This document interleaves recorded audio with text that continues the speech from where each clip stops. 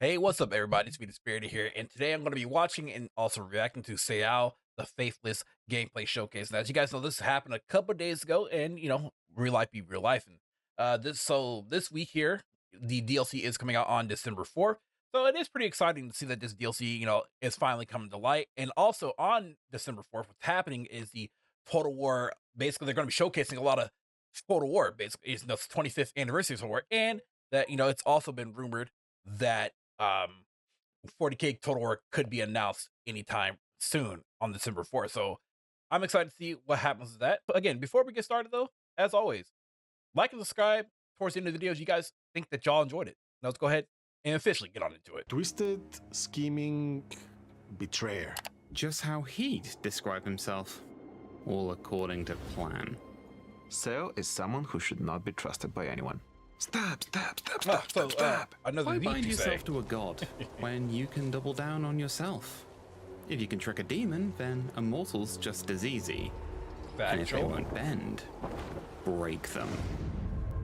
Sayl the Faithless, y'all. Or The lands and the lords of Norsca are brutal and dangerous. But even further beyond the lands of wind and chill lies the mountain's end. A chaotic place, scarred by warring factions and the deceit of chaos sorcery. And one of these sorcerers, a schemer from the north, has made treachery his domain.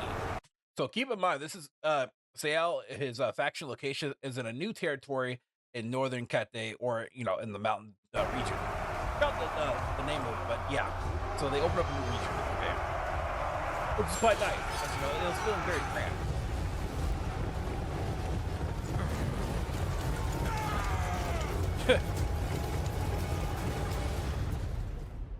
Sayl the Faithless, a powerful The spellcaster and master manipulator, has arrived weird from thing for Mountain's End. A So brand Mountain's new End, section of map given to us by the Chaos Gods, probably due to Sayl's polite words. Nice one, Sayl. He's come forward with plans and motions that'd make even the most dedicated servants of Tzeentch look at him with concern. Whilst his sight is gone, his ambition remains, and his vision as a ruler is clearer than ever. The gates of Cathay. The Great Bastion, Yep. one of the highest Great Wall. symbols of Cathay's order, has stood resolute against the forces of chaos. Both demon and man alike have failed to take down those walls, but Sayl's never been put off by a challenge. He'll bring it down, just you Eventually. watch. But before we get to that, he's going to need to secure the lands around him. And now you've learned of our devious plans, viewer, you've fallen for our master gambit. Giving you more details. If you want to learn more about Norsca's rework and Sayl's faithless ways, then hey, check out the blog. I will say this: Norsca's rework is quite interesting. They always needed a rework, but it is quite interesting though. So I like the way that CA is going about it. So it's pretty cool. As a master deceiver, he could always trick his way into the good books of the factions around him by using sweet words and empty promises. I mean, get a load of that reliable status. Look at him. Never told a lie in his life. It can't be forgotten though that out here, actions can reign supreme. And Sayl is no slouch. His bag of tea from spellcasters who've fallen before him more than prove this. Oh, really? Playing as Sayl can be extremely interesting as he is a caster lord for Norsca.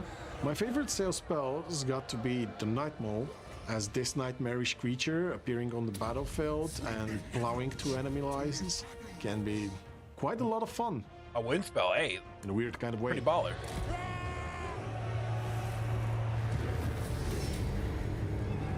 Warlord defeated. So while it's all well and good consolidating Mountain's End, Sayl will need more than a ragtag band of hairy warriors to thoroughly humiliate Gran Cathay, Yes, sir. even if they're really up for it. Sure, It is we really could fun slog it taking out down the and Great repeatedly Bastion, butt our sure. heads against the walls until they collapse, but that's just so It is really cool that they're finally common, there's so finally a typical. warband here. Cathay's used to that. Let's do something their harmonious thoughts wouldn't think we'd do. Let's use our heads for mind games.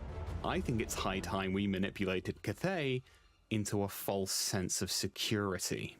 Manipulations are Sayl's key toy in undermining his opponents and getting one over before the fight even begins. Okay. These cool. can be used to bolster our forces with quicker recruitment times, instant sums of spoils, and increasing our vision on the campaign map. But more importantly, they can be used to make our enemies' life harder. We can damage them, destroy their diplomatic contracts, force wars, take money from them. There's all manner of ways to play with our foes and make them dance to our tune. But all right, reading some of those manipulations is literally pretty baller. I like the way his faction is so far going. You know, a lot of some of those manipulations caught my eye, honestly. So yeah, I really like that. The key one we're interested in is infiltrating them. The plan is to infiltrate and build small outposts in foreign slots along the Bastion, allowing us to toy with the Cathayans from the inside, which will surely crush their harmonic ideals as we advance to take the walls. We will, however, need to keep an eye on this, as the Devotees of Chaos will be watching. They're not a big fan of Sayl's "I do what I want" nature, and will strive to keep him in check as and when they need to. Now, if we want to unlock the greater manipulations available to us, we're going to need to build Chaos Altars. Okay. These buildings are pivotal to one of Sayl's victory conditions, the Dark Ritual. Sayl's ultimate purpose is to perform. We need to build Chaos Altars. These buildings are pivotal to one of Sayl's victory conditions. I wanted to read that here. So the path of the Dark Ritual is now lies for you. Construct Chaos Altars to gather the arcane power you require. The Dark Ritual. Sayl's ultimate purpose is to perform a grand ritual in his constant strive for power. He achieves that through the construction of Chaos Altars. This also brings the attention of the Empire, Lizardmen, and the High Elves, which try to prevent him of achieving his ultimate goal. With every altar constructed... With something like that, right? With all those, with the factions what they just named Chaos, you know, what do you call High Elves, Empire, you know, so on and so forth, right? Now, how are they supposed to reach that in order to, you know, stop them? I mean, yeah, you have Beltzar Gelt down there. You have the Cathayans or whatnot to stop those altars. So, but how are the High Elves going to reach that? Because a lot of High Elf factions are pretty far away from him. But I mean, Sayl gets one closer to completing the ritual, enabling him access to higher level manipulations. They can also improve campaign movement or gains achieved from looting. They can also allow recruitment of a limited number of Chaos Warriors and Chaos Spawns. You might have also seen that they grant spoils and be thinking to yourself, hey, hold on, that looks shiny and new, and we'll get there, don't you worry your little Norscan heart. So, we know what we need, but how are we going to do this? Well, Zatan's getting a little too close for comfort here, and buddy, Zatan? I remember when I made the Drazov showcase. You took my chair when I needed it, and I haven't forgotten that. Man, let me tell you, man, when Zatan, he's a special AI. That fucking dude is so special, y'all. It doesn't matter who you play as. You can play as any other any faction around him, dude. He will drop everything and will send his one-man army of laborers towards you. It's like, bro, what are you doing here? You're being attacked on your western and southern flanks. Why are you here with, you know, the whole AI bias and stuff? Like, why? Zatan. It's always Zatan. I remember when playing as old boy in Southern Cathay. Zatan declared war on me. I said, okay. And then it took him at least 10 turns to reach me. I'm like, what are you doing here? No, I was playing as, it was my Uembo campaign. I remember that. It was my Uembo campaign. I was still in Lustria while he was coming out. You know, I still had the city in Southern Cathay. He was still coming. I said, bro, there ain't no damn way. So Sayl's going to take on Zatan's force whilst we raise a new army to deal with what remains. Chaos Dwarfs aren't exactly the easiest of foes, which is why we need one of our best guys for the job. And who better than a great Shaman Sorcerer? Our Sorcerer is going to take the battle to the Granite Spikes and then go further beyond, to the Greenskin armies and all those past the spiky hills, building Chaos Altars in some locations, and sacking, pillaging, and razing everywhere else to help us build up our spoils. A new Norscan resource. I learned Total War. I told you we'd come back to them. You gotta have your core cities. We're you gotta not have interested your, really in building an economy or building a brand new home on new shores all the time. Sometimes we just want to burn things and take stuff. And Yeah. you know what? We do like shiny things. We can shiny. use spoils to expedite building trees, purchase certain research options, or if we feel like it, we can spend them to build new homes in regions that aren't Norscan. Okay. Spoils, however, do come with a risk. If we want to use those spoils, we need to make sure that the army that spawns when we sack settlements can actually make it back to one of our provinces. I mean, we'll also lose some marauders as well, which, oh no, what a shame. I mean, let's be honest, it's all about the ill-gotten gains.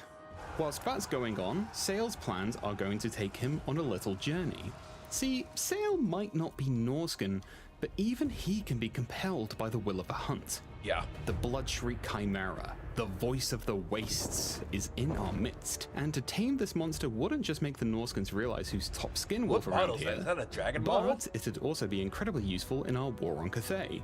We're going to need Either to way, beef up I our like it. forces before we take on a Chimera. It reminds me though. of the dragon from, Ideally, from we'll need some Shrek. tough damage dealers.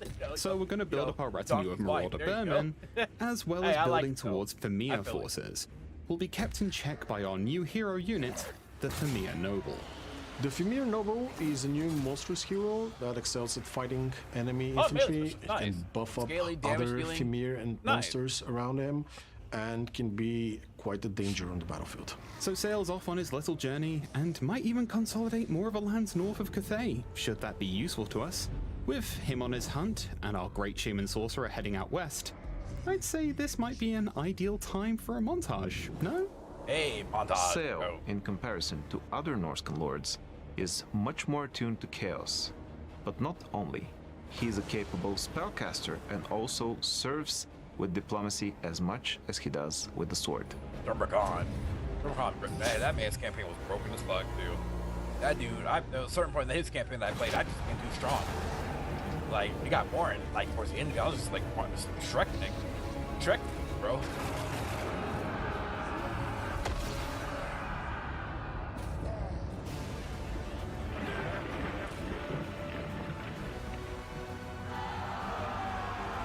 Shielded, Marauder, armor piercing. Well, the armor piercing gonna be, you know, shielded. So yeah. So, we might have got a little ambitious here.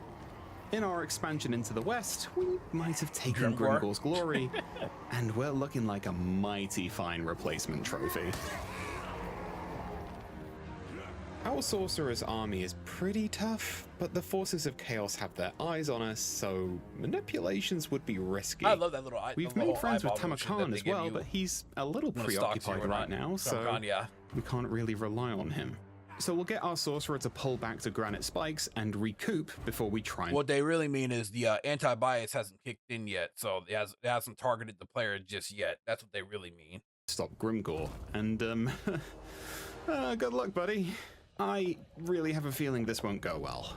We need to do what we can to bolster our own forces in Sayl's army before we take the Chimera and be ready for whatever comes next. Yeah. We're in a real hope for the best, realize we should plan for the worst because we've made enemies everywhere kind of Knowing me, I'll deal. just straight up to attack. This isn't going according to plan.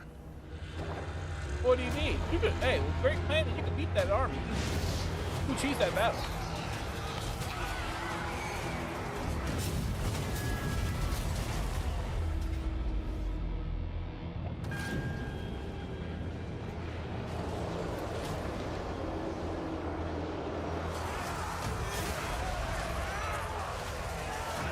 Okay, I see some trolls putting in some work.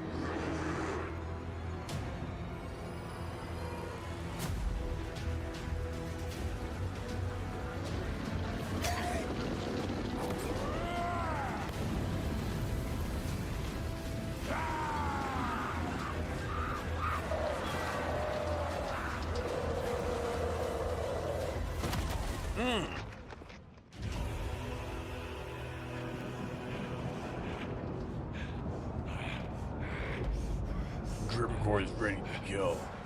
So we're staring down the barrel of our own actions. Our altars we spent time building have mostly been reduced to dust by Grimgor and his boys. He's also proving to be quite the unstoppable force. Grimgor also but has now a we little, have a Chimera he does on our have a, side, what do you call, and other forces little have come attitude to towards you join too. us. You know, So we're just going to hit will one hunt you down until you're done and over with. Unless he manipulation gets to hunted give down first. ourselves a greater demon. I mean, it's just one little greater manipulation, right? How bad can it be?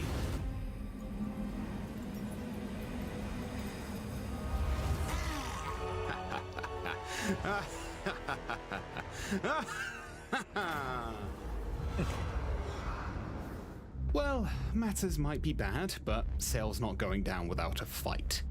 Grimgor might think he's the biggest dog in the yard, but let's show him what happens when you mess with the most treacherous sorcerer this side of the Bastion.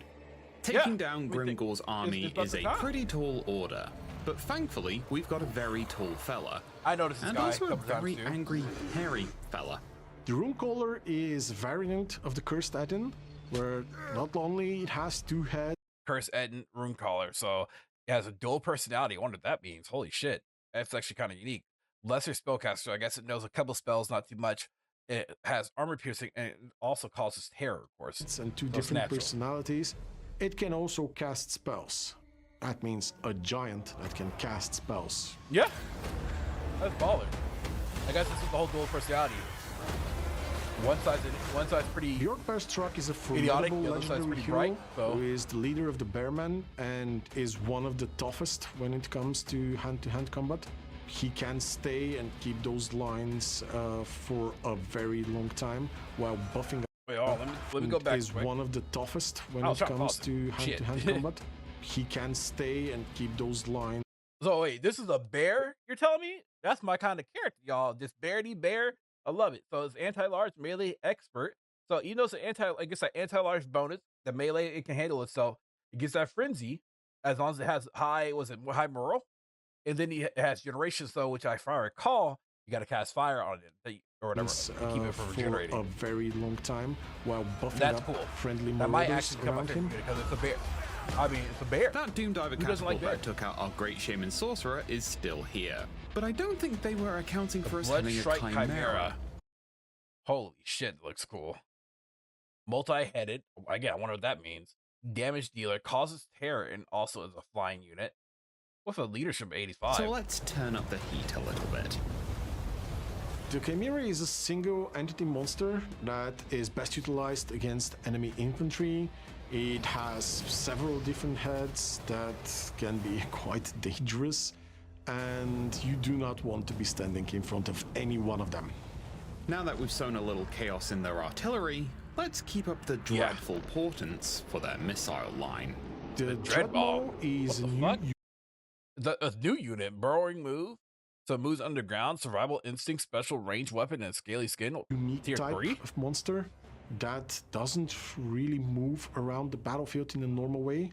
It can burrow under the ground and then burst out in a targeted location, whether that be behind enemy lines or fortifications. It can spit out venom. It's awesome.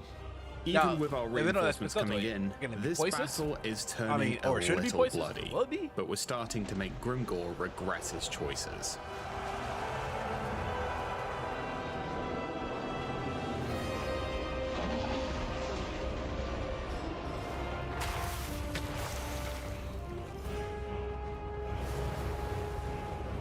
That's cool.